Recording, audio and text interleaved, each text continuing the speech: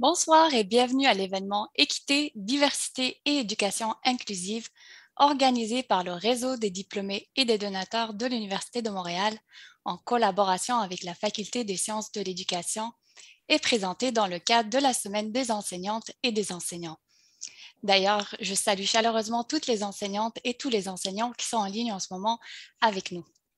Je suis Amira Amrad, conseillère aux relations avec les diplômés et j'ai le grand plaisir d'animer la discussion virtuelle d'aujourd'hui.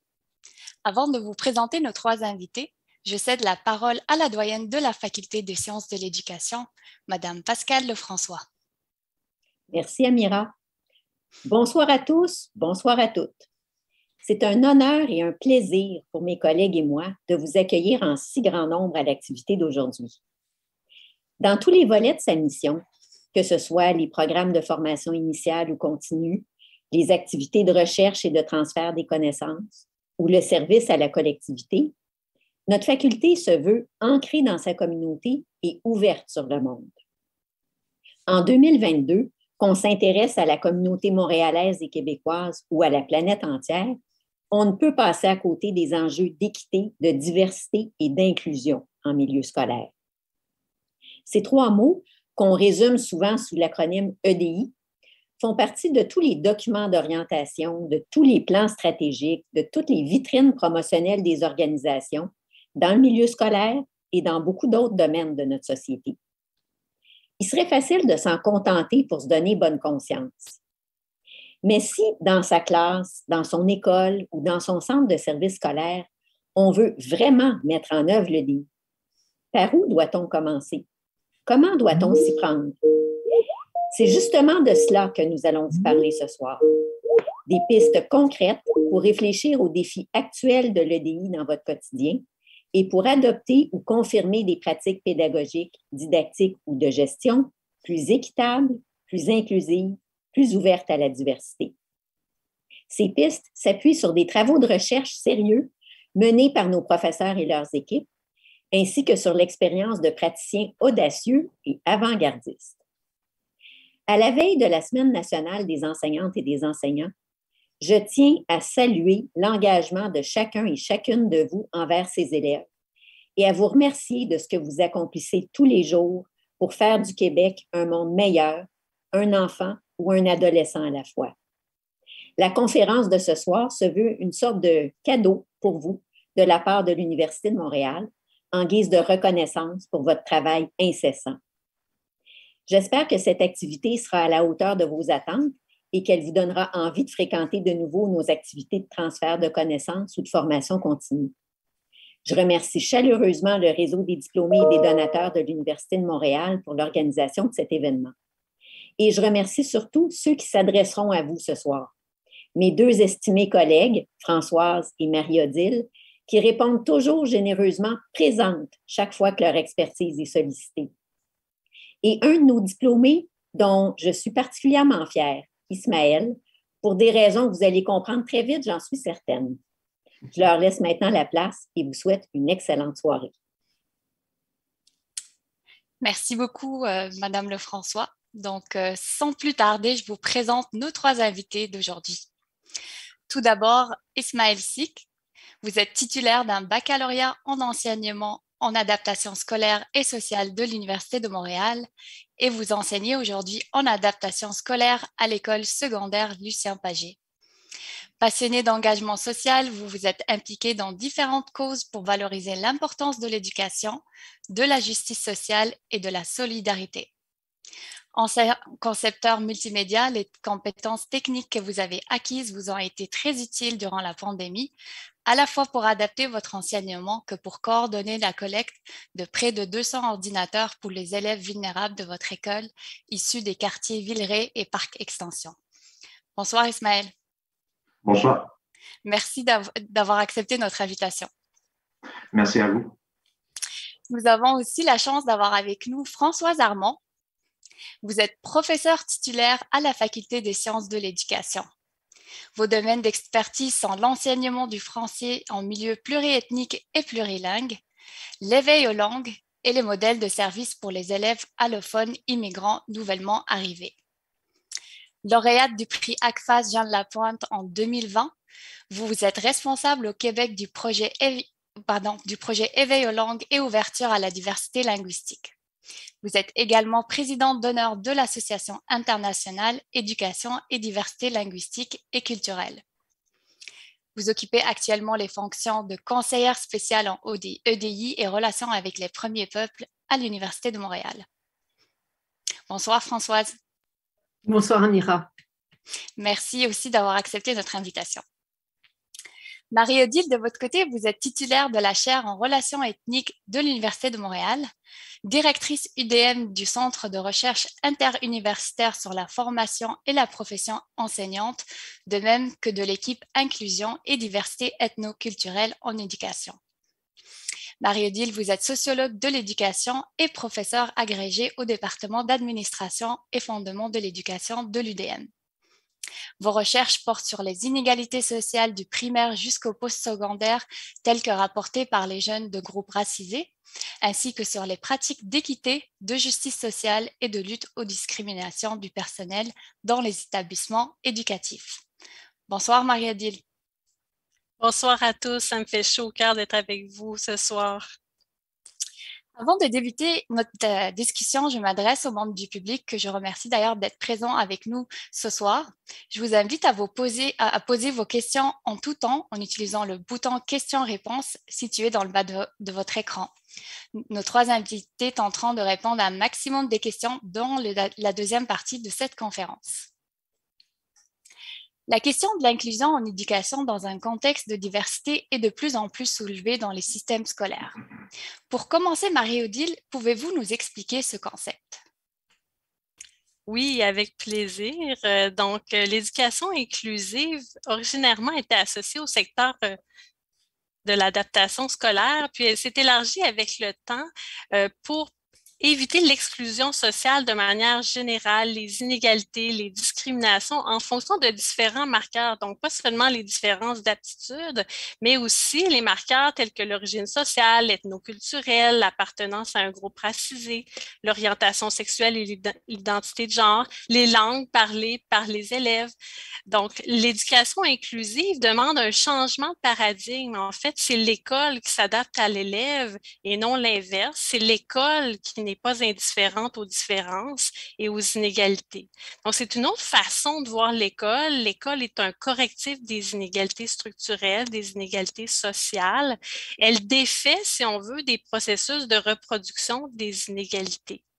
On voit l'école comme un moteur de changement social pour l'équité, la justice sociale, l'inclusion. L'éducation inclusive, il y a deux volets pour moi. Donc, un volet qui vise à mettre en place des mesures d'équité et non pas d'égalité pour favoriser la réussite de tous les élèves. Mais il y a aussi le volet où on reconnaît et on accueille les différences, les multiples identités. On voit les différences comme des richesses. Donc, l'altérité, dans ce sens-là, est vue comme un atout et on tente d'éviter la stigmatisation à l'école. Il faut rappeler que l'éducation inclusive se base vraiment sur le droit à l'éducation de tous les élèves. Et c'est important de dire que le droit à l'éducation est balisé par des politiques éducatives au Québec. Il est balisé par la loi sur l'instruction publique, par la Charte des droits et libertés. Donc, quand on pense à l'éducation inclusive ou au concept EDI, il faut se rappeler que c'est balisé et que c'est obligatoire de s'intéresser à tous les élèves et à leur droit à l'éducation. Donc, c'est vraiment de croire en l'éducabilité de tous les élèves, d'avoir des attentes élevées pour tous les élèves. Donc, je vous dirais, avoir une approche d'éducation inclusive, c'est toujours se poser une question importante. Comment puis-je adapter mes pratiques pour répondre aux besoins de tous mes élèves? Comment je peux changer certaines pratiques? Donc, toujours se poser des questions. Et puis, l'éducation inclusive, c'est un processus continu qui ne s'arrête jamais. On finit toujours par apprendre comment on peut adapter nos pratiques pour favoriser davantage d'équité. Et les recherches l'ont montré, donc les écoles qui font la différence, c'est vraiment des écoles où le personnel comprend ce que c'est l'éducation inclusive, comprend ce que c'est les inégalités, comment elles se manifestent, et c'est les écoles où le personnel se sent investi d'une mission d'éducation inclusive et ils ont la conviction qu'ils peuvent faire la différence. Donc, pour vous résumer en peu de temps, 3 ou 4 minutes maximum que j'avais, Amira, voici ce que je vous dis sur l'éducation inclusive, qui bien sûr recoupe les 3 concepts EDI.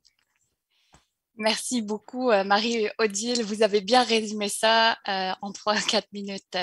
En parlant d'éducation inclusive, la prochaine question est pour Ismaël. Quels sont les défis les plus importants selon vous à révéler dans votre école pour assurer l'inclusion éducative? Merci, mais en fait, je pense qu'une mise en contexte aussi s'impose. J'enseigne dans un milieu très particulier aussi, alors ce que je vais vous partager peut s'appliquer aussi à d'autres écoles secondaires, évidemment, de la grande région de Montréal, mais c'est aussi, je suis conscient que je travaille dans un milieu particulier, alors je vais essayer de vous parler de ce que je vois dans mon milieu, mais gardez en tête que ça peut aussi faire référence à ce que vous vivez dans votre milieu, mais peut-être pas aussi nécessairement. Alors, premièrement, le premier défi auquel je peux penser, en fait, c'est celui de décloisonner les différents secteurs de l'école. Parce que dans une grande école comme Lucien Pagé, on a, par exemple, le secteur de l'accueil.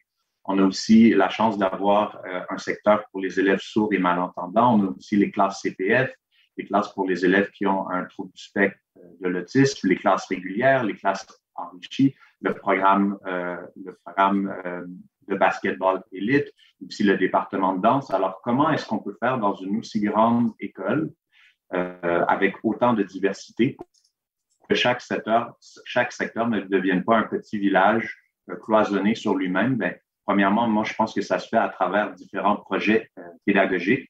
Je peux penser notamment à ma collègue Chantal Abry qui, à travers un projet d'apiculture avec ses élèves en accueil, arrive en même temps à faire le lien avec les élèves du régulier. Je peux penser aussi à mes collègues du secteur des sourds qui ont créé un café à même l'école pour enseigner des compétences professionnelles à leurs élèves, mais aussi pour exposer le secteur des sourds à l'ensemble de l'école et faire la promotion aussi du LSQ, la langue des signes du Québec dans l'école, et c'est un franc succès. Et aussi, je vais prêcher pour ma paroisse, on a un petit comité potager aussi à l'école qui regroupe des professeurs et des élèves de différents secteurs de l'accueil, du régulier et aussi de l'adaptation scolaire, où les élèves collaborent ensemble pour administrer un jardin scolaire. Et c'est un projet aussi qui fait le lien avec la communauté, les organismes communautaires de la communauté. Ça, c'est le premier défi, le défi de décloisonner, je dirais, les différents secteurs. Un autre grand défi qu'on a à Lucien Pagé, c'est que la majorité de nos élèves proviennent de Parc Extension et beaucoup d'entre eux n'ont pas le français ou l'anglais comme langue maternelle. Alors, ça fait en sorte, si je peux faire référence au propos de Marie-Odile avant, qu'il faut vraiment réfléchir à l'équité dans nos pratiques pédagogiques constamment, parce qu'on ne peut pas enseigner le français ou n'importe quelle matière à des élèves, considérant que le français est peut-être dans certains cas leur 3e, leur 4e ou leur 5e langue. Alors, ça demande vraiment beaucoup de réflexion, mais aussi beaucoup de partage et beaucoup de communication entre l'école, la famille, la communauté aussi, pour être en mesure vraiment de bien répondre aux besoins des élèves, mais aussi aux besoins de leur famille. Et le dernier défi que je vois, c'est un défi qui n'est pas seulement propre à mon école, mais qui est un défi systémique. En fait, c'est celui de la ségrégation scolaire.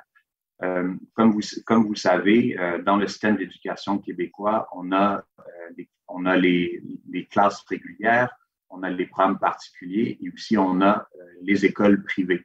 Mais en fait, mon école Lucien Pagé se trouve entre deux quartiers, le quartier Parc Extension et le quartier Villeray, mais notre école ressemble beaucoup plus au quartier Parc Extension qu'à la combinaison de Parc Extension et de Villeray. Et ça a des conséquences, à mon avis, sur la mixité sociale. Et je pense que plus notre milieu arriverait à ressembler aux deux quartiers dans lequel il est enraciné, plus, à mon avis, on gagnerait. Nos élèves de Villeray se seraient peut-être exposés à une plus grande diversité sociale, ethnoculturelle et aussi une diversité linguistique.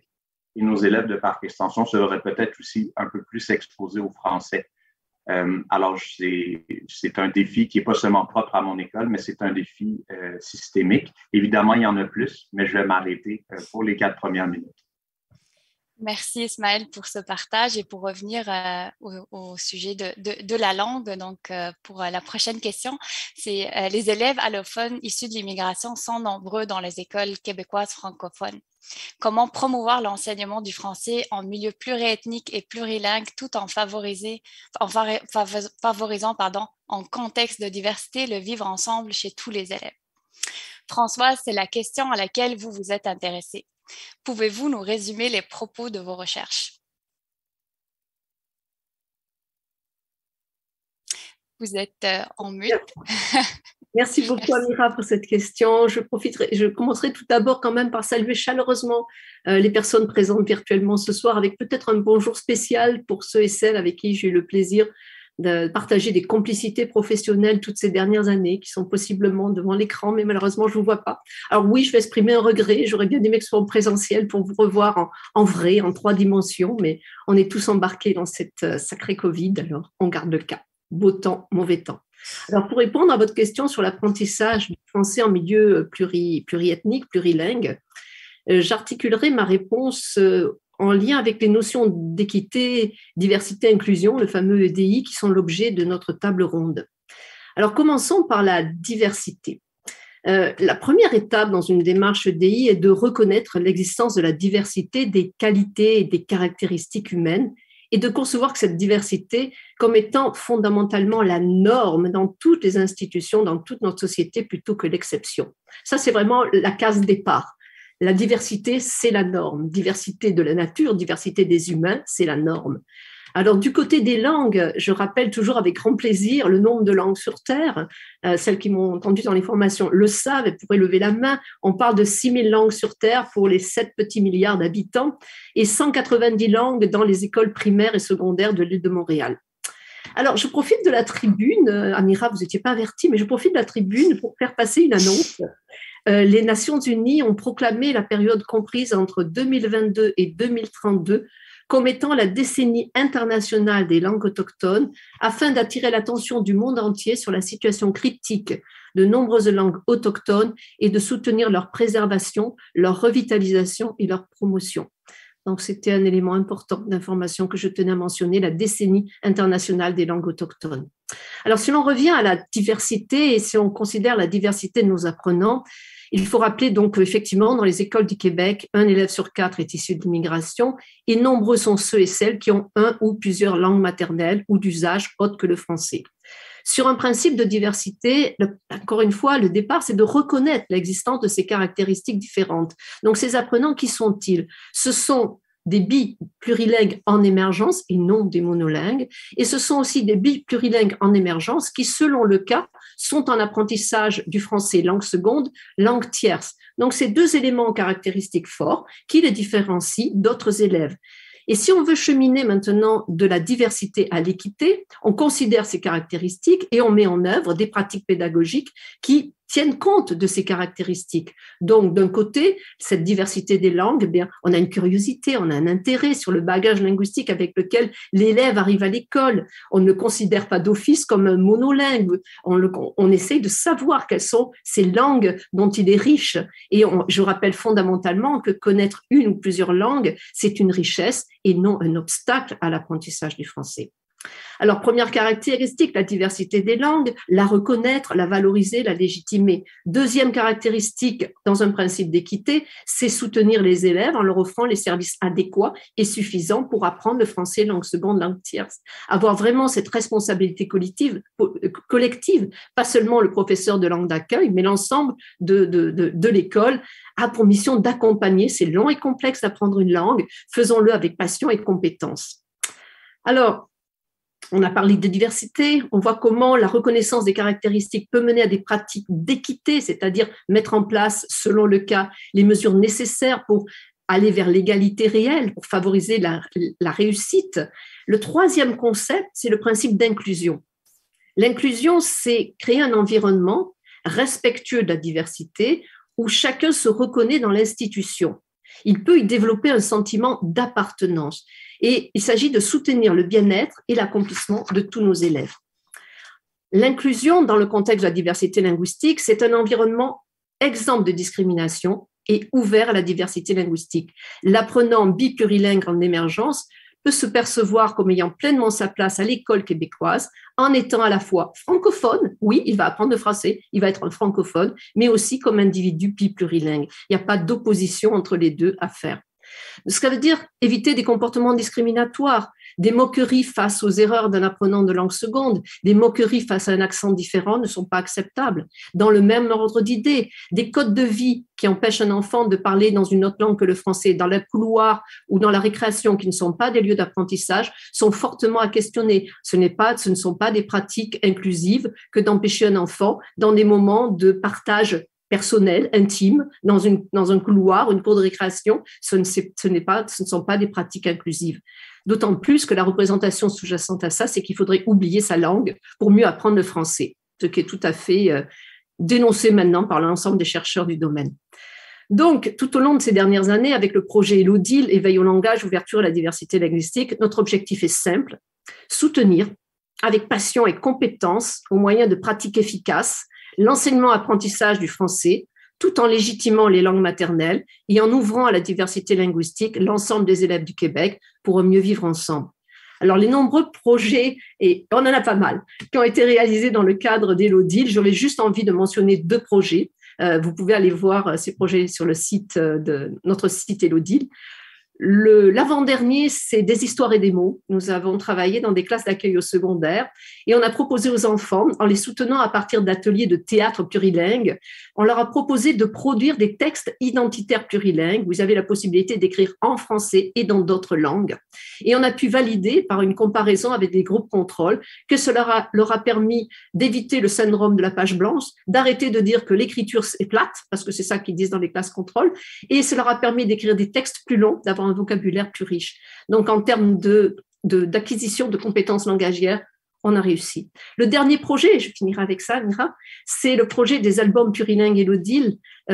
C'est un projet extrêmement précieux qu'on a réalisé cette fois au préscolaire. C'est 11 albums écrits en français qui ont été traduits dans 22 langues, dans un menu déroulant, c'est sur une application.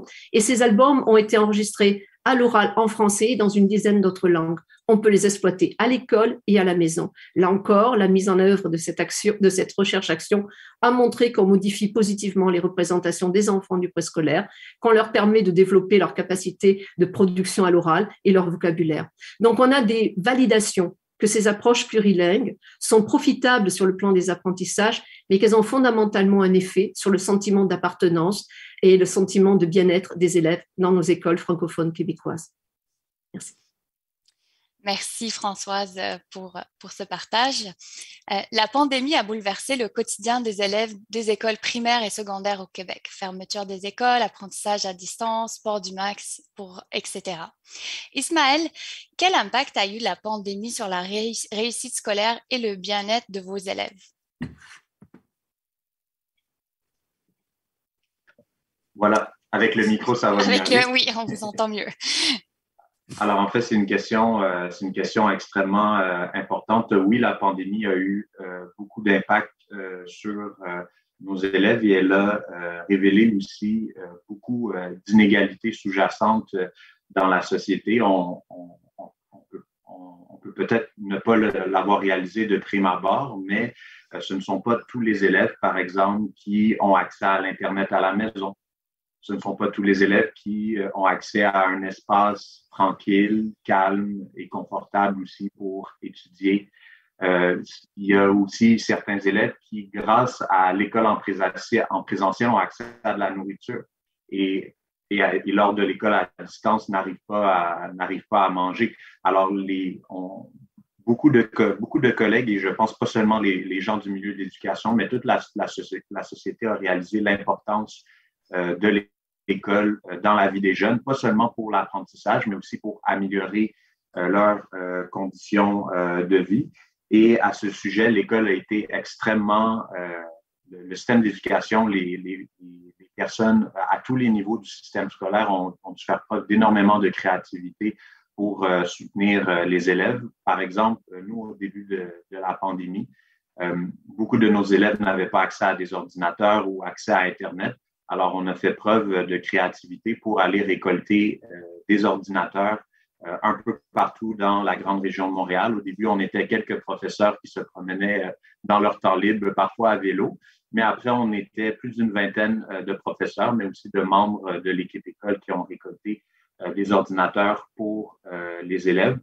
Je pense aussi à mon ancienne, à la première école où j'ai travaillé, Louis-Joseph Papineau. J'ai plusieurs anciens collègues que je souhaite nommer, en fait, Faustin Philostin et Simon Pellerin, qui ont, avec un organisme communautaire voisin, le Centre La Saline, décidé de créer des paniers d'épicerie et des repas pour s'assurer que les jeunes qui faisaient l'éducation à distance puissent avoir accès à de la nourriture et leurs familles aussi en pleine pandémie. Ils ont fait plus d'1 millier de livraisons de nourriture durant le début de la pandémie. C'est vraiment extrêmement admirable et leur travail a été reconnu aussi à l'Assemblée nationale également. Et je vais reprendre les mots de Françoise aussi. Bien, la pandémie et l'instabilité que la pandémie a occasionné dans le réseau scolaire, en fait, a eu beaucoup d'impact sur la motivation des jeunes. Alors, une manière de pallier à ce manque de motivation-là, qui a un impact sur la réussite scolaire, c'est vraiment de créer des projets motivants qui vont motiver les jeunes à venir à l'école, mais aussi à apprendre et à socialiser. On peut penser, par exemple, à un magnifique projet du département de danse de mon école secondaire, Lucien Pagé, qui ont décidé de faire un Jérusalem Challenge en lien avec la Journée rose, qui est une journée qui vise à faire la promotion de la lutte à l'intimidation et aussi faire la promotion du vivre ensemble. Si vous avez l'occasion de voir cette vidéo, peut-être qu'on va vous la partager à l'instant, mais c'est un magnifique vidéo qui vous montre vraiment l'âme de l'école secondaire Lucien Pagé. Le slogan de l'école, c'est l'unité dans la diversité. Et vous pouvez voir vraiment toute la diversité autant présente dans l'équipe école que chez les élèves aussi. Et c'est un magnifique vidéo qui a fait beaucoup de bien à l'ensemble des élèves et aussi de l'équipe école et au-delà, durant une période qui était pas toujours simple comme celle de la pandémie dans laquelle nous sommes toujours. Un autre projet motivant, évidemment, j'en ai parlé un peu tout à l'heure, mais c'est celui de ma collègue Chantal Labrie qui, grâce à l'apiculture, favorise l'apprentissage du français de ses élèves en classe d'accueil. Et ce projet-là aussi permet aux élèves non seulement de découvrir l'apiculture, mais aussi également d'aller à la rencontre de d'autres élèves de l'école. Parce que le miel, c'est pas seulement c'est pas seulement un rêve, c'est vraiment une réalité. On peut acheter du miel à notre école secondaire et c'est des élèves de la classe d'accueil qui ont comme responsabilité de le promouvoir aussi et même de le vendre aux membres du personnel. Et ce faisant, ils apprennent le français, mais ils apprennent aussi à aller au contact d'autres personnes qui ne connaissent pas, que ce soit des membres du personnel ou même d'autres élèves, parce qu'ils doivent faire la promotion de ce magnifique projet, tout en apprenant le français. C'est absolument, je suis biaisé, mais je trouve que c'est vraiment un projet extrêmement motivant et extrêmement inspirant. Si vous souhaitez en avoir plus, évidemment, il y a beaucoup d'articles sur le travail de ma collègue Chantal Labrie. Merci Ismaël et bravo pour toutes ces belles initiatives. Marie-Odile, est-ce que les inégalités vécues par les élèves marginalisés durant la pandémie peuvent servir de pierre angulaire pour repenser notre système éducatif? Merci Amira. Je dirais en écoutant Ismaël aussi, je pense que les inégalités sont devenues plus visibles au personnel éducatif pendant la pandémie. Juste en donnant un exemple, je pense que les prises de conscience plus accrues au sujet des inégalités liées au marché scolaire se sont faites lorsqu'on a vu des disparités entre les services, entre les écoles privées et publiques au début de la pandémie. Donc, c'est un exemple, mais les enseignants, je pense, ont davantage marché leur quartier grâce à Zoom, sont entrés dans les maisons et ont davantage pris la mesure des inéquités en découvrant l'environnement de chaque enfant. Pendant la pandémie, de nouvelles inégalités aussi sont apparues. On peut penser aux inégalités entre les vaccinés et les non-vaccinés, l'accès aux activités parascolaires, toutes les inégalités numériques qui sont encore d'actualité qu'Ismaël a mentionné, donc avoir un ordinateur, avoir une connexion Internet, les inégalités liées au milieu de vie, poursuivre des cours en ligne et des nouvelles précarités financières parfois temporaires qu'ont vécues certaines familles ou que vivent encore certaines familles. Il y a eu la transformation de l'élève, la notion d'élève à risque, et je mets entre guillemets, et ça a évolué beaucoup. Donc, je pense qu'il y a eu beaucoup de prise de conscience dans les milieux scolaires et aussi comment plusieurs inégalités pouvaient se combiner pour un même élève si on pense à la notion d'intersectionnalité. Et puis, le milieu scolaire, comme le dit Ismaël, ben, l'exemple est bon, mais je pense que les milieux se sont vraiment adaptés de manière très flexible, très créative, malgré tout, malgré le contexte de la pandémie, notamment le jugement professionnel plus flexible en évaluation des apprentissages. Je pense que l'évaluation inclusive dans certains milieux est ressortie, l'entraide accrue entre les enseignantes et les enseignants, la différenciation pédagogique. Et je pense que tous ces apprentissages et ces prises de conscience sur les inégalités, on doit continuer à les développer, à les consolider, les conserver à long terme, même après la pandémie, pour réduire, prévenir ces inégalités. Et même après la pandémie, on va avoir peut-être des inégalités qui vont rester et on va devoir trouver des solutions toujours créatives. Donc, pour ça, je félicite vraiment les enseignantes et les enseignants et tous les membres du personnel. Amira, vous m'avez posé une sous-question. Oui. Donc, oui. J'allais vous la poser juste après. C'est plus par rapport au système éducatif. Est-il adaptable aux réalités individuelles de ces élèves? Donc, oui, donc on se pose souvent la question en milieu scolaire, donc on demande beaucoup avec l'inclusion à quel point le système éducatif va être adaptable aux différences individuelles. Donc on peut toujours se poser la question, est-ce que les ressources sont suffisantes? Donc souvent on entend en milieu scolaire, est-ce que les ressources sont nécessaires? Évidemment, si on n'a pas suffisamment de ressources, ça constitue une contrainte. Par contre, beaucoup de changements sont possibles par la formation initiale, par la formation continue. Ce sont des changements qui, finalement, ne coûtent rien, mais c'est la façon, la vision du personnel de l'éducation. Et je pense que c'est à travers la formation qu'on peut arriver à beaucoup de changements dans les classes, changements de pratique, changements d'attitude.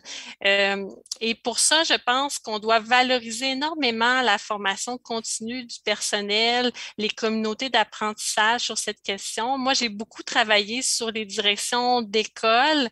J'espère que vous avez un lien dans le chat sur le web documentaire En route vers l'équité. Et donc, nous, dans nos cours à l'Université de Montréal, à la Faculté des sciences d'éducation, on a des cours qui sont obligatoires. Donc, pour les directions d'école, on a un cours sur le leadership d'équité, on a des cours sur les pratiques enseignantes inclusives et même de nouveaux cours au deuxième cycle sur école et réduction des inégalités et tous les cours que Françoise Armand a développés sur les pratiques en milieu plurilingue.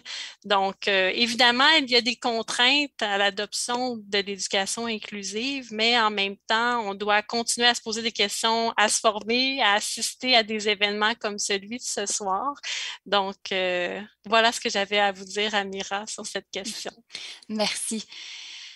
Françoise, pour revenir à la question de l'éducation inclusive, quels sont les principaux obstacles de l'accès aux études universitaires? Quel serait un exemple pertinent d'action pertinente pour favoriser un grand accès?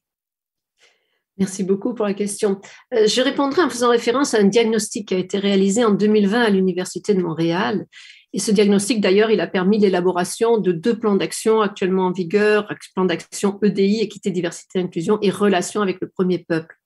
Alors, ce diagnostic, il a permis de mettre l'accent sur plusieurs points en lien avec ces obstacles. La classe sociale. Je n'apprendrai à personne que la classe sociale reste le principal déterminant de l'accès aux études supérieures.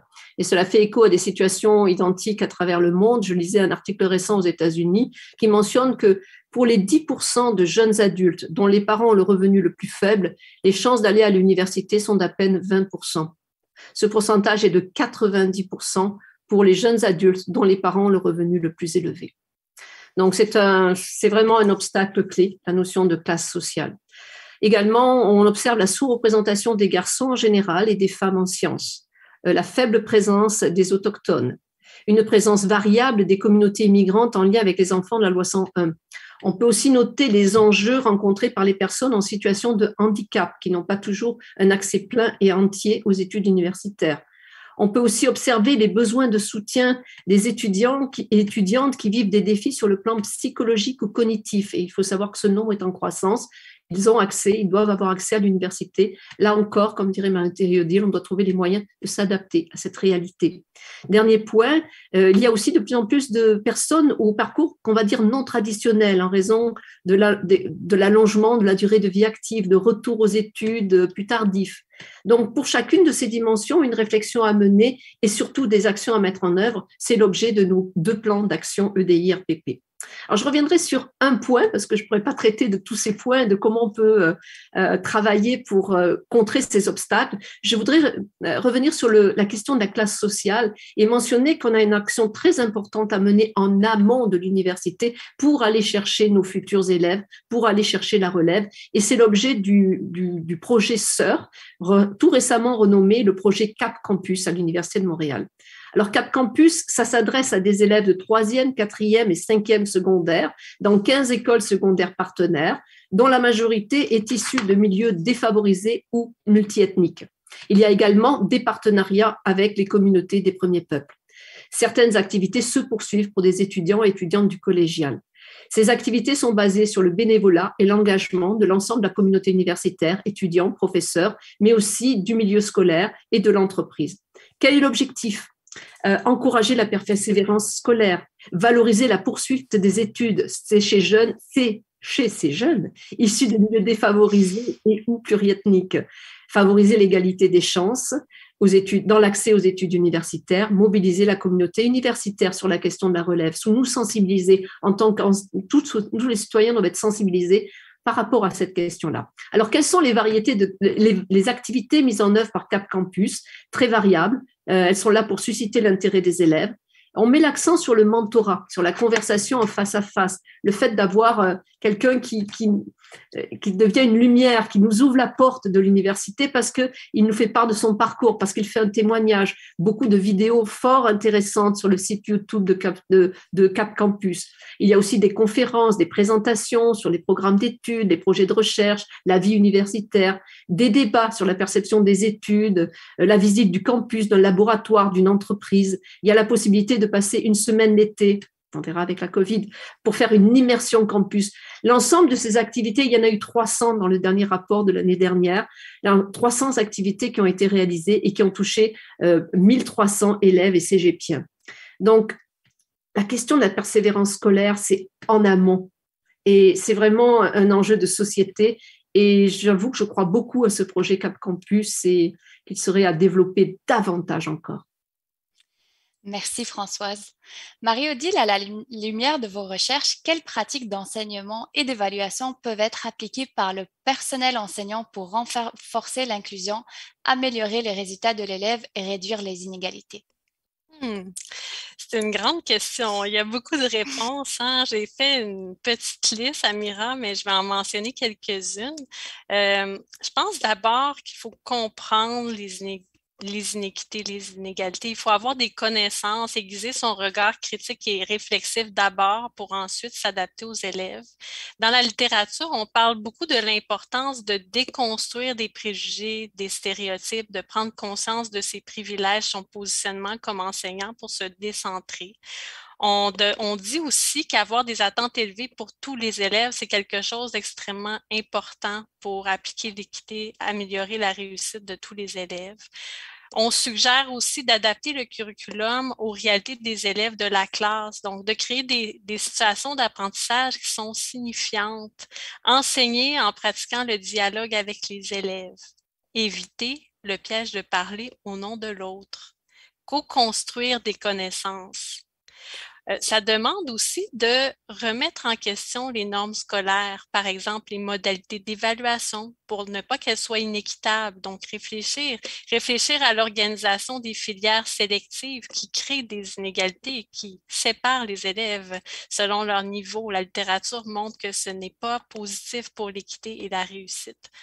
Se poser des questions sur comment faciliter les transitions scolaires, comprendre l'élève, comprendre son parcours plutôt que de le punir.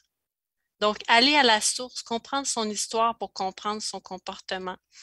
Bien sûr, dans la littérature, il y a beaucoup de cours à notre faculté qui s'offrent sur l'importance de la différenciation pédagogique, l'évaluation inclusive, la conception universelle de l'apprentissage.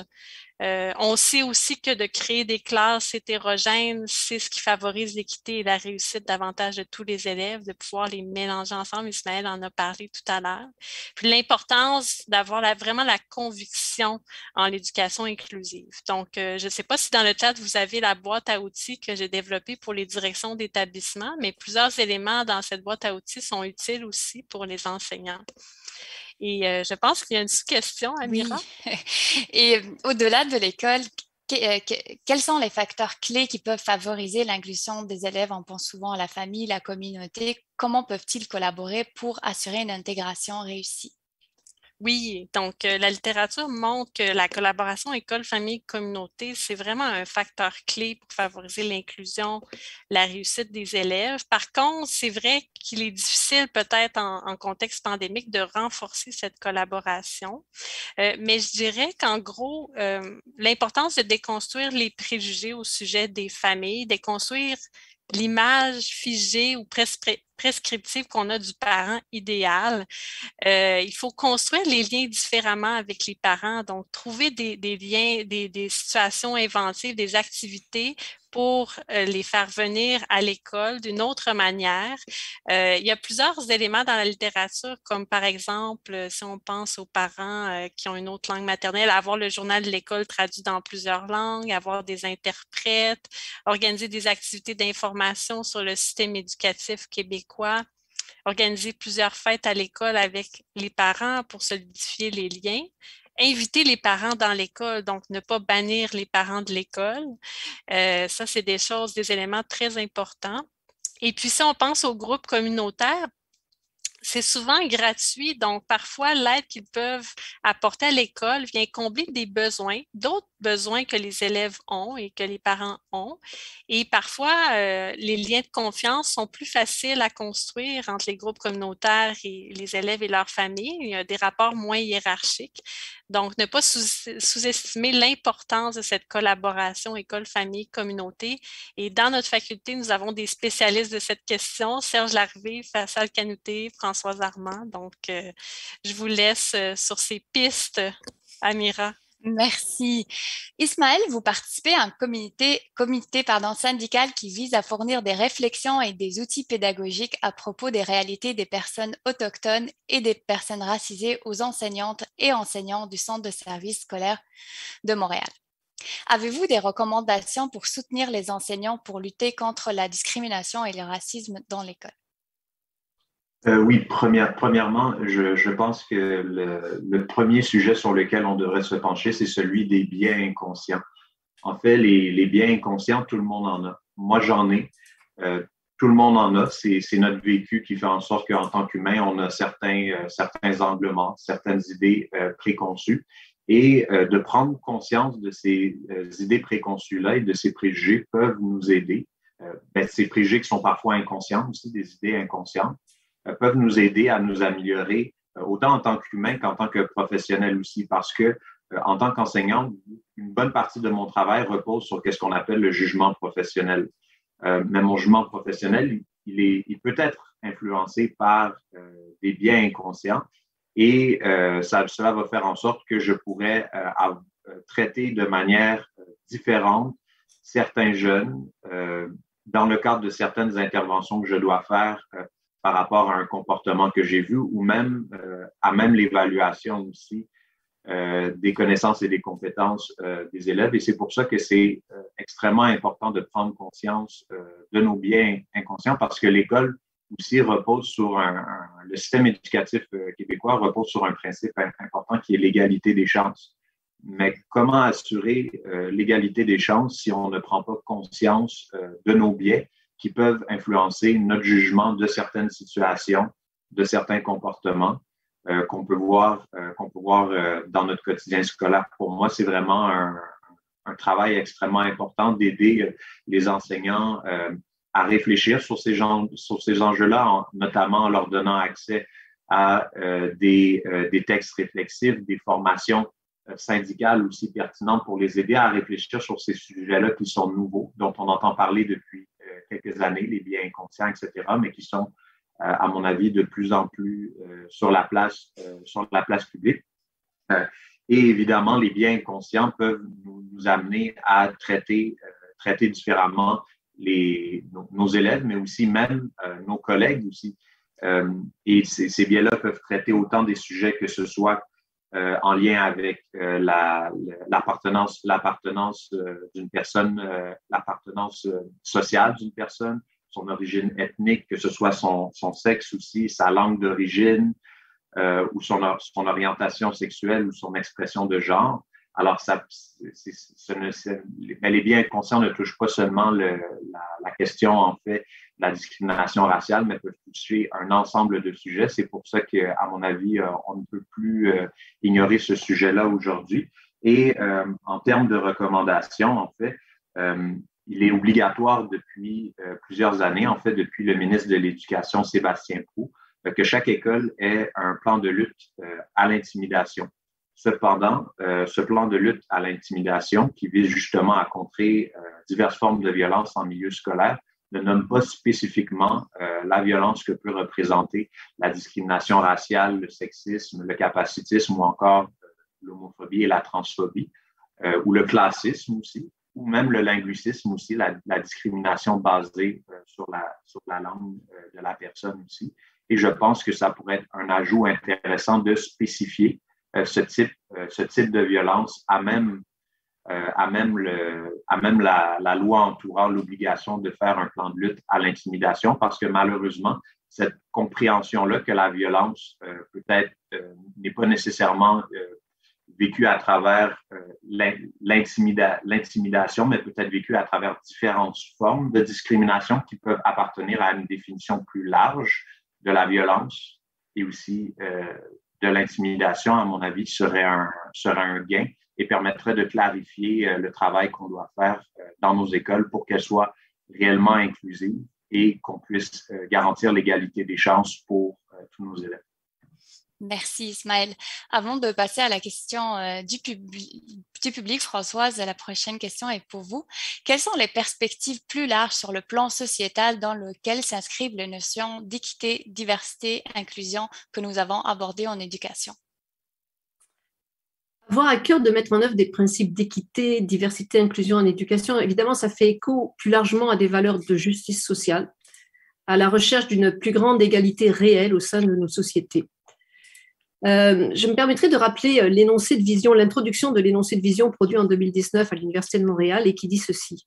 Diverses caractéristiques personnelles, physiques, sociales ou culturelles peuvent influencer l'expérience, les chances de vie et la construction de l'identité des personnes et des groupes qui les portent.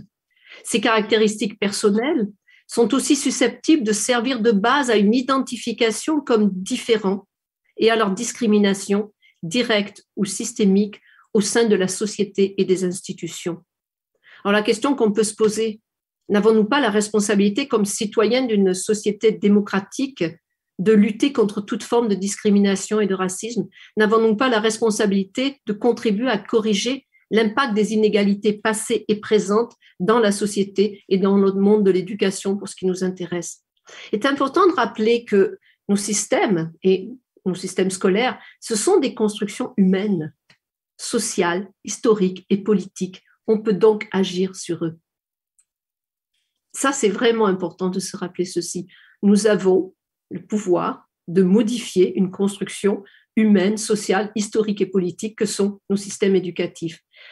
Alors, il est possible de dénoncer le caractère inégalitaire ou oppresseur de nos systèmes, mais on va s'entendre. Il est plus complexe de s'entendre sur les modalités alternatives qui vont permettre de progresser vers plus d'égalité réelle.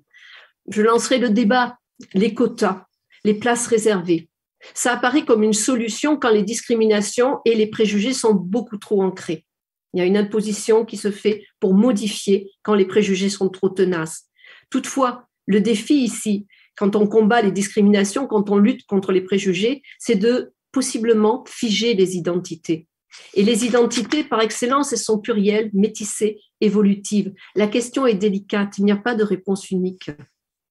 Avant d'envisager, par exemple, l'application de quotas sur la base du genre ou de l'appartenance à un groupe racisé, la première priorité doit être de lutter contre les discriminations en tant que telles. Autrement dit, il faut se donner les moyens d'identifier et de mettre fin à toute forme de pratique discriminatoire et raciste, notamment tolérance zéro, poursuivre sur le plan juridique les acteurs, que ce soit des employeurs, des policiers, des supporters, des internautes, qui se livrent à des pratiques discriminatoires ou racistes. La tolérance zéro est bien de mise et c'est sur cette base solide qu'on sera en mesure de construire une société plus harmonieuse, un vivre ensemble plus respectueux des différences. Merci beaucoup, Françoise. Nous allons maintenant passer à la période de questions du public. Nous avons plusieurs questions dans le chat. Donc, la première question est de la part de Stéphanie Gem. Elle se demande, est-ce que le gouvernement ou autre gros bailleur de fonds a aussi montré un intérêt particulier à vouloir favoriser les projets EDI ces derniers temps? Je ne sais pas qui veut se lancer, peut-être François, je vous vois dans mon écran. Je ne sais pas si vous voulez vous lancer dans la réponse. Alors, il y a effectivement au niveau gouvernemental les programmes d'accès à l'égalité en emploi qui touchent 4 populations ciblées, les femmes, les personnes en situation de handicap, les minorités visibles et les minorités ethniques. Donc, effectivement, il y a ces approches EDI au niveau officiel et gouvernemental. Ça cible 4 marqueurs spécifiques. À nous de continuer à travailler sur d'autres marqueurs. Merci. Je ne sais pas, est-ce qu'il y a quelqu'un qui veut compléter? Sinon, on peut passer à la prochaine question. Parfait. La prochaine question, c'est alors que certains enseignants ont tendance à voir les approches EDI comme un nivellement par le bas, comment susciter les changements de pratique dans la classe avec ces enseignants, les motiver dans ce sens et finalement les accompagner? Je vais lancer la question à Marie-Odile en premier. Je ne sais pas si vous avez...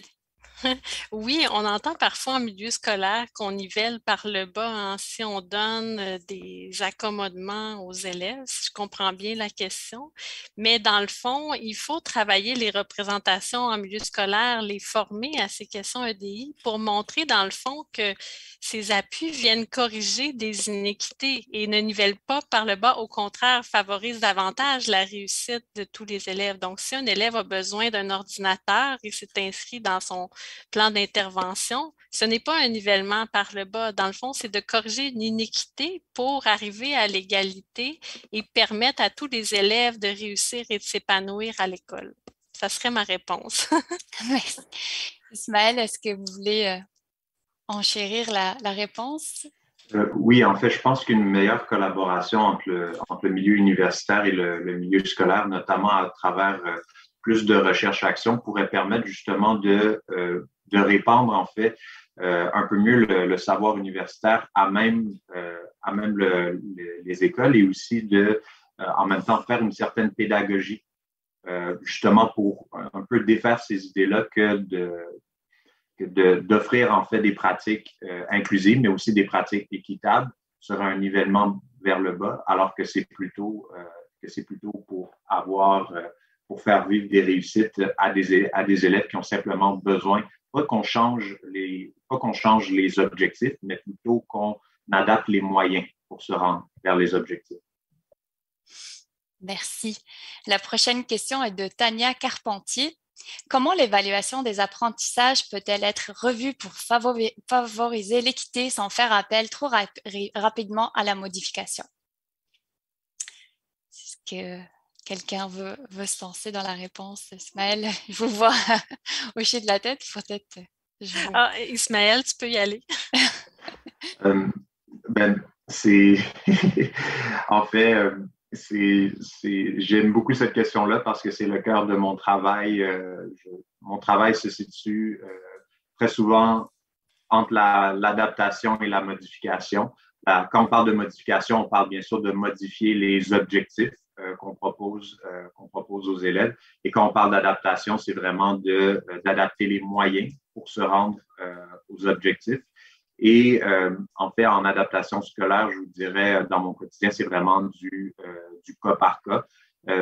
Je reviendrai aussi sur l'importance d'avoir des exigences élevées envers tous nos élèves aussi, parce que comme c'est spécifié dans les recherches concernant l'effet Pygmalion, en fait, nos attentes envers nos élèves aussi ont vraiment un impact sur comment ils vont s'engager et comment ils vont performer. Alors, plus nos attentes sont élevées envers nos élèves, plus ils vont avoir tendance à performer aussi de manière élevée. Alors, c'est pour ça que, de prime abord, je pense qu'il est important d'avoir des attentes élevées envers tous nos élèves, mais ensuite, il faut vraiment regarder au cas par cas pour s'assurer de motiver l'élève, c'est-à-dire que si après toutes les adaptations, on n'atteint pas les objectifs prévus pour son âge et son niveau scolaire, ensuite, on pourra revoir des objectifs qui correspondent peut-être un peu mieux à, si je pourrais dire, à sa zone proximale de développement, c'est-à-dire où il en est rendu dans son niveau de compétences et de connaissances en lien avec une matière donnée. Merci. Est-ce que je peux rajouter? Oui, bien sûr. J'allais J'irais dans le même sens un peu qu'Ismaël. C'est dans le fond d'essayer de tout faire, utiliser son jugement professionnel, avoir des modalités d'évaluation diverses avant d'aller en modification. Donc, d'éviter le plus possible d'aller vers la modification. Puis, donc, j'approuve ce qu'Ismaël a dit, là, tout à fait. Et de peut-être appliquer des principes comme la différenciation pédagogique, la communauté universelle d'apprentissage avant d'aller vers la modification. Merci. La prochaine question, c'est lorsque l'on sait l'importance du discours, notamment pour ressentir un sentiment d'appartenance à l'école, quels sont les efforts faits au niveau de la formation initiale des enseignants et au niveau du secteur de l'enseignement supérieur pour éviter de tomber dans le jeu facile d'utiliser multiethnicité, pauvreté, multiculturalisme, etc., de manière interchangeable ou comme des concepts siamois? Je ne sais pas, Françoise, est-ce que vous voulez… Si vous permettez, j'avais le goût de revenir à la question suivante. Oui, bien sûr. Par rapport à l'évaluation, et nos pratiques pédagogiques, c'est fondamentalement en lien avec nos représentations de l'enfant. Ismaël rappelle ce bon vieux concept Pygmalion, où on se rappellera que ce chercheur, il avait indiqué dans un laboratoire, il avait mentionné que certains rats, il avait commencé avec des rats, étaient vraiment plus intelligents et c'était des rats tout à fait similaires.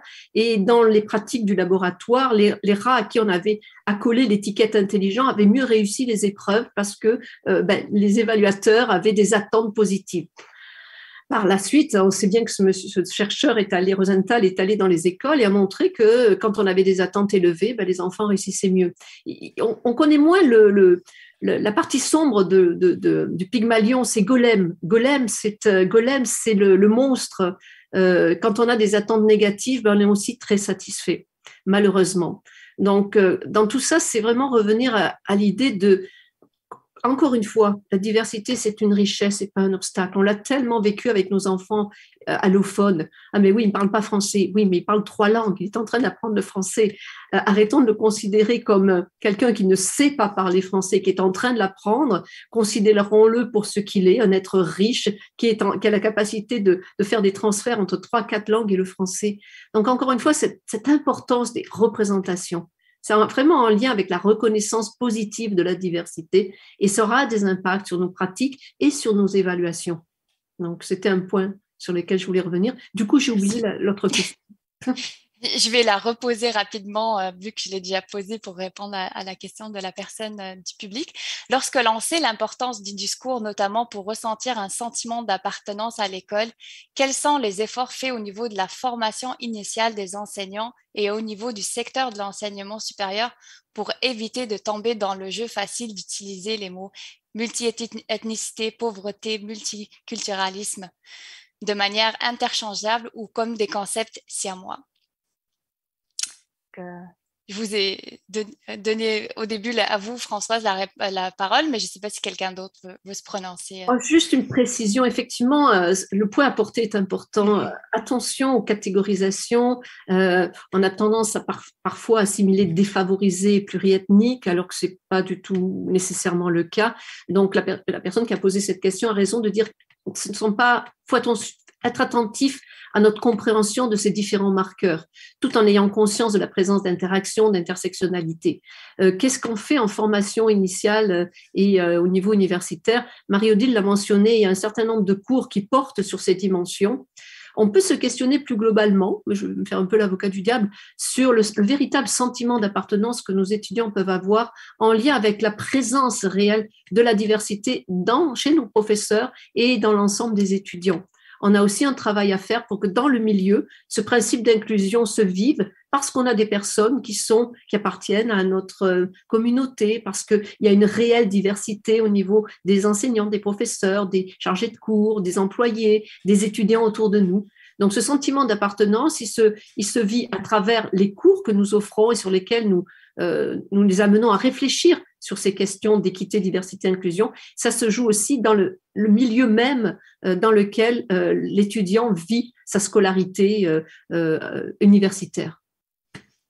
Merci Françoise. Est-ce que quelqu'un d'autre veut se répondre à cette question? Sinon, je vais passer à la prochaine. Ben, je peux peut-être rajouter sur ce que Françoise a dit, mais l'importance de valoriser la représentation diverse parmi le personnel scolaire, que ce soit au primaire, au secondaire, au cégep, à l'université. Ça permet d'établir une culture inclusive. Puis, dans les cours que je donne en formation initiale, on aborde les aspects comment créer une culture scolaire inclusive, non seulement entre les élèves, mais aussi entre les membres du personnel, parce que les membres du personnel donnent l'exemple aux élèves. Donc, s'ils ont une belle culture d'inclusion entre eux, ils donnent le ton à l'école et ça, c'est des éléments que nous abordons en formation initiale. Et puis, évidemment, comme le dit Françoise, le danger des catégorisations et des étiquettes, il faut être prudent pour ne pas essentialiser les identités. Alors, c'est toujours une question, est-ce qu'on nomme les catégories pour nommer des inégalités et en prendre conscience ou non? Je n'ai pas nécessairement la réponse à la question, mais évidemment, cela fait débat. Merci Marie-Odile. La prochaine question est de Lisandre Berger. Décloisonner les différents secteurs dans une école, est-ce que ça signifie aussi d'abolir les programmes, exemple sport-études, les concentrations, les séquences, exemple mathématiques et sciences en 4e secondaire, les écoles spéciales, exemple classe TSA?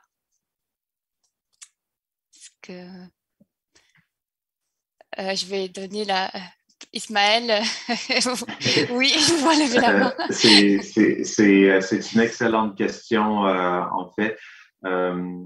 Et évidemment, le débat sur l'inclusion n'est pas un nouveau débat. En fait, on peut penser, entre autres, à certaines comparaisons qu'il y a entre le Québec, mais aussi le modèle du Nouveau-Brunswick aussi, qui est un modèle qui justement vise l'inclusion de tous les élèves, peu importe leurs conditions, dans des classes dites régulières. Mais je vous dirais que le débat sous-jacent à tout ça, c'est celui des ressources, en fait.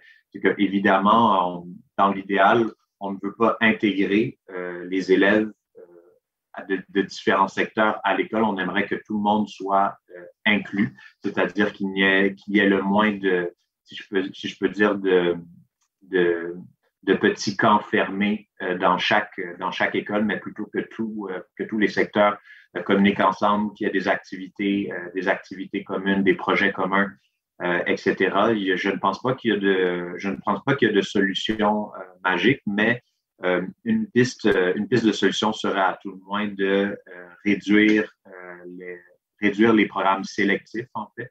Il y a déjà des programmes particuliers dans l'école, mais je pense que de revoir le mode de sélection, de l'abolir totalement pour faire en sorte qu'il y ait une plus grande mixité à même les programmes particuliers, je pense que ce serait un pas dans la bonne direction. Puis effectivement, pour décloisonner, ben, on ne peut pas passer aussi sous silence l'enjeu de la ségrégation scolaire, qui fait en sorte que des jeunes qui devraient se retrouver dans une école secondaire, finalement, ne se retrouvent pas parce que les jeunes d'un quartier plus aisé vont se retrouver dans les programmes particuliers ou privés, alors que les jeunes d'un quartier plus défavorisé vont se ramasser dans les écoles dites publiques. Et je pense qu'il y a beaucoup de choses qu'on peut faire à même nos écoles pour favoriser une meilleure inclusion, mais il y a des enjeux aussi systémiques qu'il va falloir voir, notamment celui du financement public des écoles privées, à mon avis. Merci, Ismaël. Oui, bien sûr. Non, mais j'allais poursuivre ce qu'Ismaël disait. C'est sûr que dans un monde idéal, ça serait d'abolir toute forme de programme sélectif parce que dans le fond, les recherches montrent que plus on a des programmes sélectifs, plus on ségrègue les élèves et moins on atteint l'équité parce que plus on est mélangé avec les autres, plus ceux qui proviennent de milieux moins privilégiés vont vivre une forme d'émulation, d'apprentissage. Donc, c'est dans un idéal, mais bien sûr qu'il y a des décisions qui sont plus structurelles au ministère de l'Éducation, mais dans les écoles peuvent avoir quand même une prise sur est-ce que nous, dans notre école, on veut des programmes sélectifs, est-ce qu'on peut changer ces éléments-là? Puis, j'ai entendu parler aussi d'écoles entières d'adaptation scolaire, d'écoles entières pour les élèves doués. La littérature montre que de faire ça, finalement, ça va contre les principes d'équité et de justice sociale parce que plus on reste ensemble, tout le monde, le plus longtemps possible, plus on favorise l'équité. Merci. Je ne sais pas, Françoise, est-ce que vous voulez ajouter quelque chose? Parfait, je vais passer à la prochaine question. Quel est le plus gros obstacle actuellement pour de bonnes pratiques d'EDI? Peu de moyens matériels, humains, financiers? Je vais dire Françoise, vu que vous êtes... Je me permettrai de prendre la parole en tant que conseillère oui. En lien avec ces dossiers-là. Écoutez, fondamentalement, c'est accepter avec une certaine humilité que ce sont des gros chantiers. Que ça demande du temps, de l'énergie, que ça demande des réflexions de qualité, que ça demande de vraiment prendre en compte des contextes spécifiques, de tenir compte des humains qui sont là. Donc, la première obstacle, entre guillemets, c'est le temps dont on a besoin. Il faut réaliser que ces principes d'égalité, diversité, inclusion, on les affirme avec force depuis quelques années seulement, même s'il y avait des enjeux avant. Mais là, comme on le disait, il n'y a pas, comme le mentionnait Pascal Lefrançois, la doyenne, il y a maintenant toutes les entreprises, c'est devenu vraiment le laisser-passer obligatoire des bonnes pratiques. Et il faut revenir à une notion d'authenticité, de crédibilité, d'humilité par rapport à tout ça. Il faut vraiment avancer. Il faut garder la direction, ça me paraît vraiment déterminant si on veut cette fameuse justice sociale, cette plus grande égalité réelle des chances, mais il faut accepter que ça va prendre du temps. Il faut accepter qu'il y aura des résistances. Il faut accepter qu'on n'a pas tous la solution en main. On ne sait pas, on réfléchit. Comme je dis, les quotas, les places réservées, ça a des bénéfices, mais ça a des désavantages. On l'a mentionné, ça peut figer les identités tout en permettant à un moment historique de vraiment déposer, affirmer quelque chose. Je rappellerai, parce que ça paraît... C'est passé plus ou moins maintenant dans les mœurs, mais tous les quotas qui ont permis aux femmes de prendre place dans la société, de prendre place en recherche. Il y a 5-6 ans, les chaires de recherche du Canada étaient majoritairement dirigées par des hommes. Il a fallu l'action d'un certain groupe de femmes pour dire, écoutez, il y a il y a de la discrimination. Donc, ça fait que quelques années qu'on a questionné et abordé directement ces questions-là. Donc, patience, rester sur la tâche, garder la direction, accepter les résistances, accepter les débats houleux. On le sait, notre société est pleine de débats sensibles sur toutes ces questions. Je ne mentionnerai pas des mots que je n'ai pas envie de prononcer, mais les débats sont là. Restons ouverts. Gardons la direction. une société plus égalitaire, la justice sociale. C'est ça vers lequel on veut aller. Et on trouvera petit à petit les moyens. Et il y a d'autres groupes qui vont avoir d'autres façons d'avancer vers ça. Dans un milieu universitaire, nous aurons notre façon de faire avancer ces questions-là. Mais il y aura des groupes plus militants, plus engagés qui le feront différemment. Et tout ça, selon moi, va dans la même direction. Merci Françoise. Est-ce que... Moi, j'irais peut-être...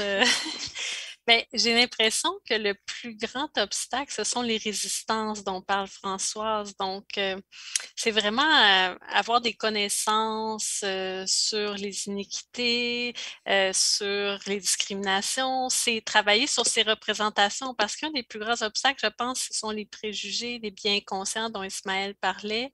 Alors, c'est ce travail sur soi qui demande du courage et du temps et bien sûr que des formations aussi sur le long terme sont plus efficaces qu'une petite formation d'1 heure, 1 heure et demie, une journée.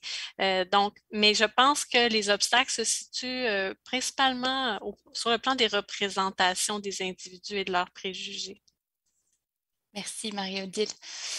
Je vais passer à la prochaine question qui est de la part de Dayla. Je pense qu'elle est pour vous, Ismaël, mais je me prononce sur la question. Si notre enfant vit une situation de racisme et qu'il le rapporte, comment signaler ceci et quel est le suivi qu'on peut attendre de la part des responsables scolaires?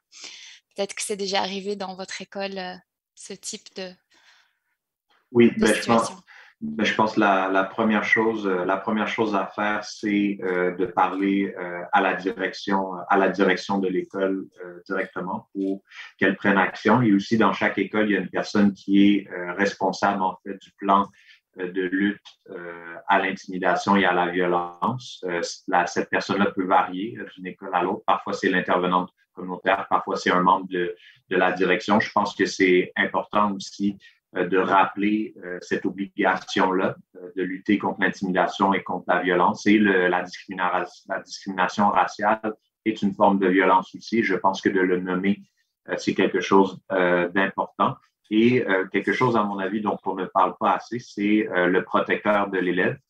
Le protecteur de l'élève est actuellement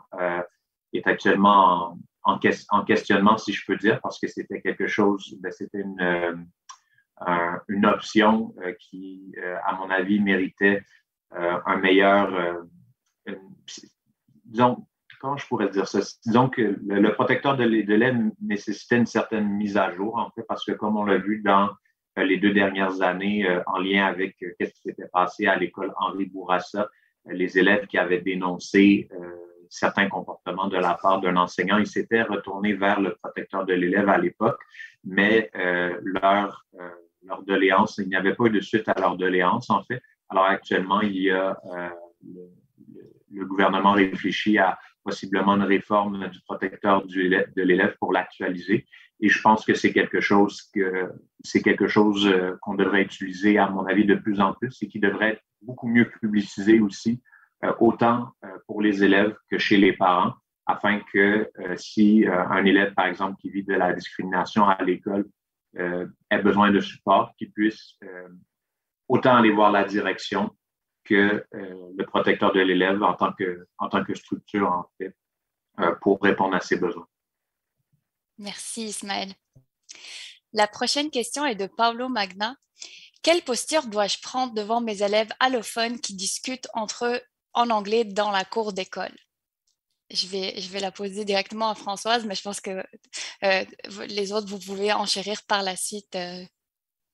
Alors, pour faire une réponse nuancée, il faut évidemment savoir quel est le contexte de cette école. Est-ce que c'est dans un milieu fortement anglophone autour? Est-ce que l'anglais constitue la langue maternelle de ces élèves-là? Donc, il y aurait vraiment, pour faire une analyse de cas complète et avoir une réponse nuancée, il faudrait voir comment ça se passe. Il faudrait voir aussi quels sont les enjeux de la reconnaissance de la diversité dans cette école. S'il y a une pression pour que ce soit uniquement le français, parfois on a observé, nous, que l'anglais devenait la façon de manifester son opposition à l'imposition de la norme monolingue en français. Donc, c'était un jeu que les élèves utilisaient pour manifester leur opposition. On s'est rendu compte que quand on fait des pratiques d'éveil aux langues, quand on ouvre à la diversité linguistique, quand on passe un contrat avec les élèves en rappelant que notre mission en tant qu'enseignant, c'est de leur enseigner le français, c'est de valoriser le français. Comme je dis, c'est cette posture d'équilibre. On veut enseigner avec compétence et passion le français tout en légitimant les langues. Et nous, on a observé une école où on était intervenu 2 ans d'affilée. Au début, il arrivait ces phénomènes. L'anglais était là alors que ce n'était pas leur langue maternelle, mais c'était vraiment une façon, permettez-moi de dire, de niaiser le prof. Et au bout de 2 ans, ce comportement n'existait plus. Ils étaient beaucoup plus dans une ouverture, dans un partage de leur langue maternelle, qui n'était pas nécessairement l'anglais. Et par ailleurs, le professeur a reconnu que l'anglais pouvait être aussi une langue maternelle. Donc, il a aussi autorisé ces conversations en anglais. Alors, je rappelle, ce sont des conversations dans la cour d'école ou dans les couloirs, et ce ne sont pas des lieux d'apprentissage. Ça peut être des lieux de soupape. Écoutez, on partirait tous en Chine, on prendrait des cours de chinois toute la journée, on se retrouverait à la pause café ou dans les couloirs.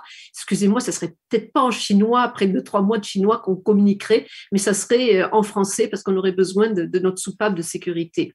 Donc, comment interagir ? C'est d'abord une analyse de la situation. Est-ce qu'il y a un débat? Est-ce qu'il y a une véritable reconnaissance de la diversité linguistique? Est-ce que le contrat de « moi, j'enseigne le français, mais je légitime votre langue », est-ce que ce contrat, il a été explicité? Est-ce qu'il y a une collaboration entre l'enseignant et l'école, l'enseignant, je veux dire, et ses élèves par rapport à ce type de contrat?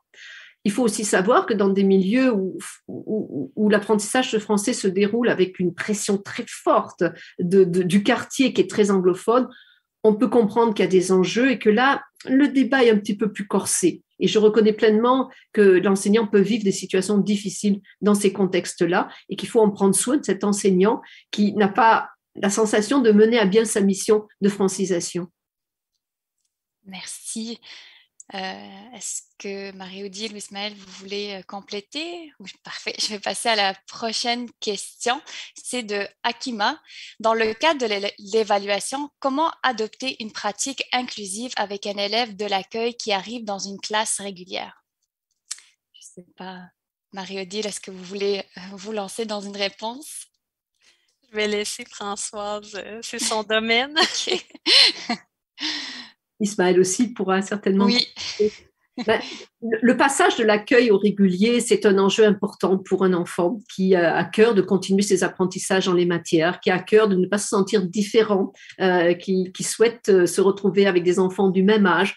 Et c'est très pertinent de favoriser le plus vite possible l'accueil au régulier parce que l'apprenant, c'est une promotion. Il est en contact avec des locuteurs plus avancés et encore une fois, il a la stimulation de réapprendre dans les matières. Alors, l'enjeu de l'évaluation, normalement, c'est une équipe. C'est une équipe. C'est fondé sur l'existence de paliers qui définissent le niveau de connaissance qui permet d'envisager un passage dans la classe ordinaire, quel que soit le niveau scolaire de l'enfant. Donc, tout ça est balisé. C'est sûr que ça demande une certaine expérience pour arriver à évaluer de façon juste le niveau d'un enfant. Et ça se joue sur donc la capacité de l'enseignant d'accueil d'évaluer ce niveau-là, mais aussi la collaboration avec les enseignants du régulier. On peut mettre à l'essai, on sent qu'un enfant il commence à avancer, il est dégourdi, on sent bien que selon les paliers, tout ça est très, très expliqué dans les documents officiels du ministère, on pense qu'il serait capable, on fait à l'essai. On a un bon collègue qui va être ouvert, qui va l'intégrer en mathématiques, on va faire une intégration partielle, on va voir comment l'enfant se comporte. Et là, il est tellement heureux de ce passage, il met les bouchées doubles pour apprendre tous les mots de mathématiques parce qu'il a été intégré de façon partielle en mathématiques. Donc, c'est toujours l'enjeu de la collaboration, du dialogue, de la communication. Il faut se rappeler que le passage de l'accueil au régulier, c'est avant tout une décision pédagogique qui est au service des besoins de l'élève. Donc, voilà. Merci. Ismaël, est-ce que vous voulez compléter ou...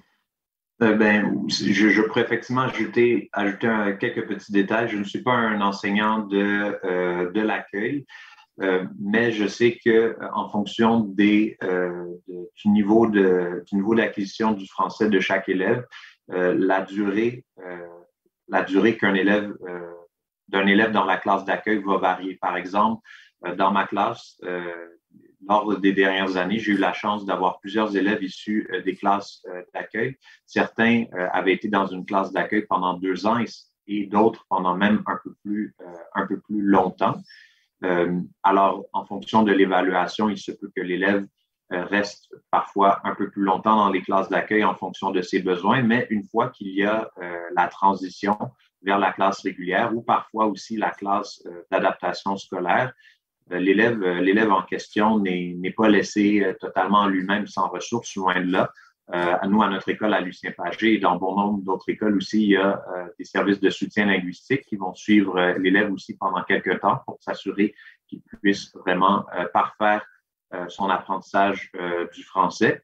Et aussi, l'élève va avoir le droit notamment à un dictionnaire bilingue dans sa langue maternelle et en français aussi pour l'accompagner. Alors, ce sont des mesures adaptatives comme ça. Il y a aussi un travail étroit entre les enseignants du régulier et aussi les enseignants de l'accueil qui va faire en sorte que les élèves vont être capables de faire cette transition-là de la manière la plus douce possible. Merci, Ismaël. Marie-Odile, est-ce que vous voulez compléter? Sur cette question, j'ai laissé Françoise, la spécialiste. Merci pour les précisions très importantes. Je n'avais pas complété ma pensée. Tu l'as fait de façon impressionnante. Je pense qu'il nous reste le temps pour 2 questions. Donc, la prochaine est de la part de Rachel. Quels sont les pièges à éviter pour que l'EDI ne soit pas juste une mode? Comme vous le mentionnez plus tôt, toutes les entreprises ont leur responsable EDI parce que c'est un enjeu important soulevé dans les dernières années. Elle a souvent peur que dans ces cas, ces institutions et entreprises puissent se dire qu'installer une personne dans ce poste est suffisant. Comment éviter ce piège? Parce que c'est toute une question.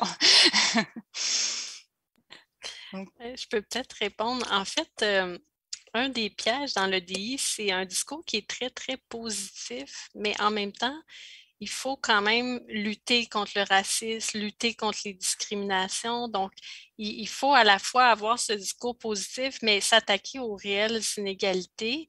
Et c'est sûr que si ça repose seulement sur une personne dans une institution et que ce n'est pas partagé par les autres personnes et surtout les personnes qui sont en situation de pouvoir, l'EDI ne pourra pas fonctionner.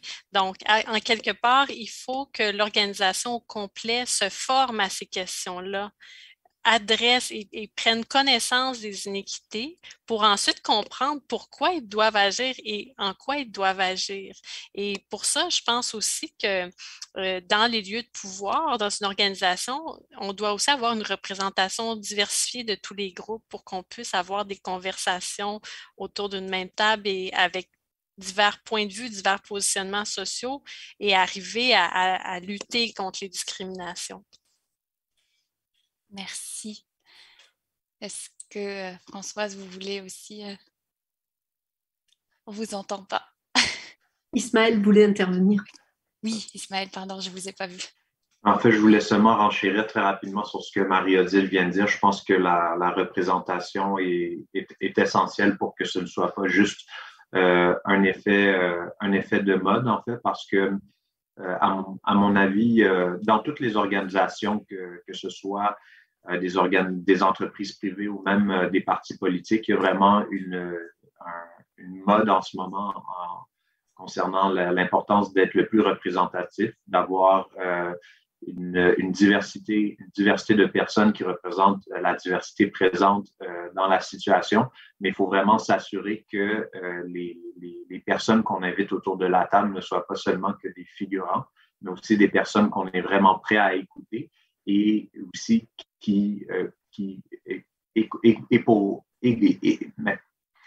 désolé, je suis un petit peu fatigué, mais qu'est-ce que j'essaie de dire, c'est qu'on doit aussi avoir une sorte de posture d'écoute qui nous permet aussi parfois d'accepter des nouvelles idées, des idées qui dérangent, des idées qui vont choquer peut-être certaines idées préconçues qu'on peut avoir pour que les personnes qu'on invite autour de la table ne soient pas seulement des figurants ou des faire-valoir, mais des personnes qu'on considère comme entières et qui ont beaucoup à amener à nos organisations. Merci, Ismaël.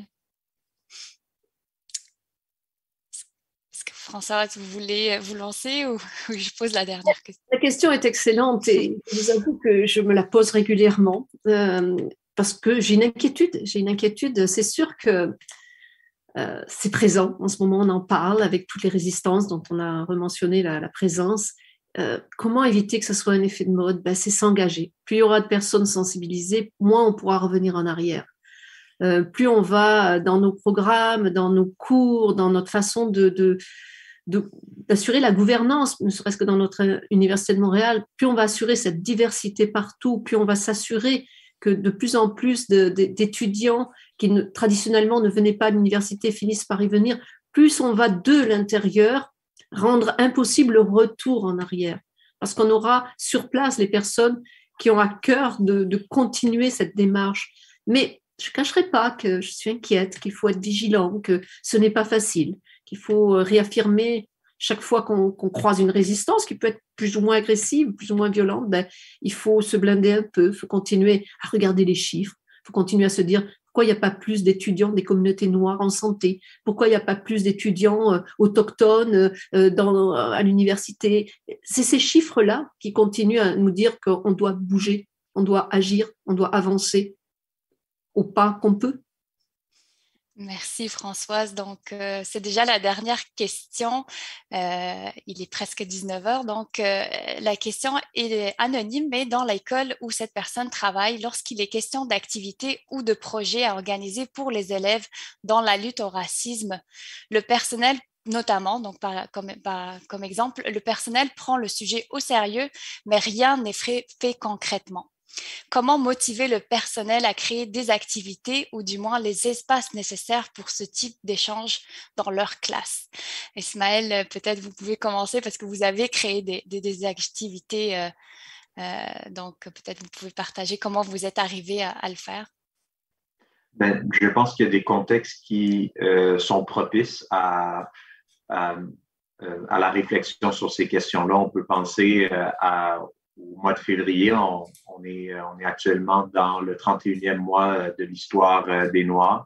Il y a aussi un peu plus tard, durant l'année scolaire, le mois national de l'histoire autochtone.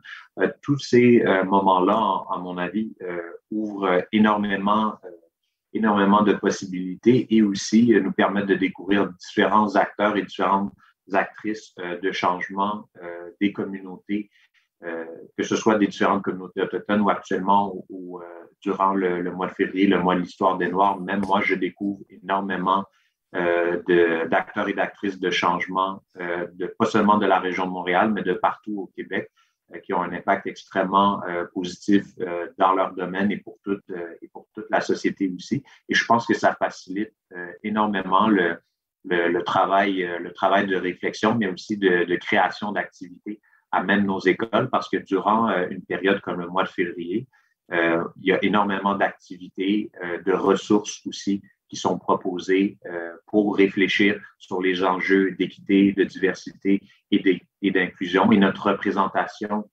collective et identitaire de ce que nous sommes. Alors, c'est beaucoup plus facile, à mon avis, durant ces périodes-là, de créer des activités pédagogiques, mais aussi de réfléchir sur comment aborder ces thèmes dans nos différents milieux, que ce soit dans le milieu universitaire ou dans nos écoles. Merci Ismaël. Le temps file, nous devons malheureusement conclure nos échanges, mais je vous laisse la chance de partager un petit mot de fin avec nos participants. Marie-Odile, commençons par vous. Le mot de la fin, je pense que l'éducation inclusive, les concepts EDI, c'est un combat qui est quotidien, qui est continu, qui ne se termine jamais. On apprend à tous les jours dans ce combat. Moi-même, à tous les jours, je me pose des questions, je me remets en question et il faut continuer d'apprendre, il faut continuer de se former pour éviter la bienveillance morbide et toujours questionner ses pratiques et se remettre en question. Et c'est parfois difficile, ça crée des malaises, mais c'est un combat. C'est un combat. Merci à tous. Merci. Françoise, votre mot de fin? Je voudrais remercier les personnes présentes qui signalent leur intérêt à tous ces enjeux-là. Ce sont les acteurs de ce changement, les acteurs de ce chantier.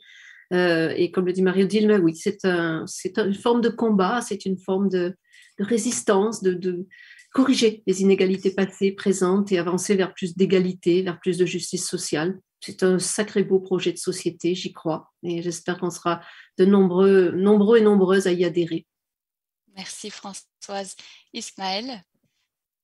J'aimerais premièrement remercier le réseau des diplômés et des donateurs de l'Université de Montréal pour l'événement et aussi toutes les personnes présentes. Et comme l'a dit Françoise, effectivement, je pense qu'on a tous un rôle à jouer, autant d'un point de vue formel et aussi d'un point de vue informel, pour faire avancer nos préoccupations sur l'inclusion, l'équité et la diversité. Et je pense aussi qu'il est essentiel, en fait, de promouvoir cette diversité-là dans l'ensemble de nos milieux, parce que, comme une collègue m'a dit récemment, tu sais, Ismaël, on a tous des angles morts.